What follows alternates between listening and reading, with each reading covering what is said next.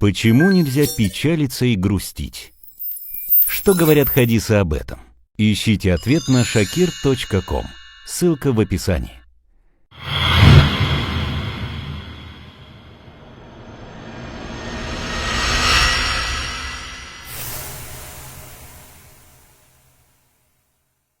Мы принадлежим Аллаху, и к Нему наше возвращение. Мы недавно потеряли очень хорошего и дорогого нам брата, Кодри Канджа. Я был с ним 2 дня назад. Мы совершали умру в Мекке, а затем он уехал в Медину. Провел целый месяц в Медине. Совершал зухр молитву в месте Ар-Рауда, прямо за имамом. Провел 2 часа в месте Ар-Рауда в поклонении Аллаху. А затем, к концу дня, он почувствовал боль в своей груди.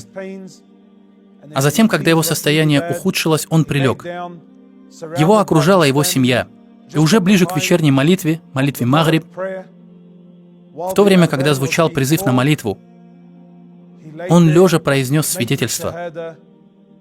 И Аллах, Свят Он Велик, приказал, чтобы его душу взяли в Медине во время призыва на вечернюю молитву, когда он произносил слова свидетельства, сразу же после совершения умры, сразу же после того, как он провел около 2 часов в месте Ар-Рауда, он был похоронен на кладбище Аль-Бакия, гарантировав себе заступничество Мухаммада, мир ему и благословение. Какая же удивительная смерть. Смерть, клянусь Аллахом, которой я завидую белой завистью.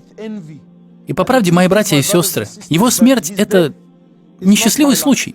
Потому что я свидетельствую, что этот брат усердно работал ради этого.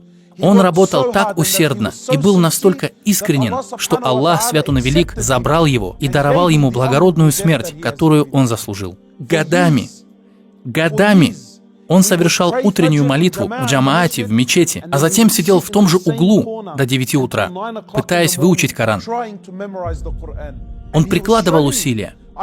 Я помню, он тратил целую неделю, пытаясь выучить. Целую неделю. Он проходил лишь 1 строчку. Затем от строчки он заучивал аят, а затем от аята он заучивал полстраницы, пока не достиг момента, где менее года назад он был настолько решителен выучить Коран, что оставил свою семью и отправился в Южную Африку.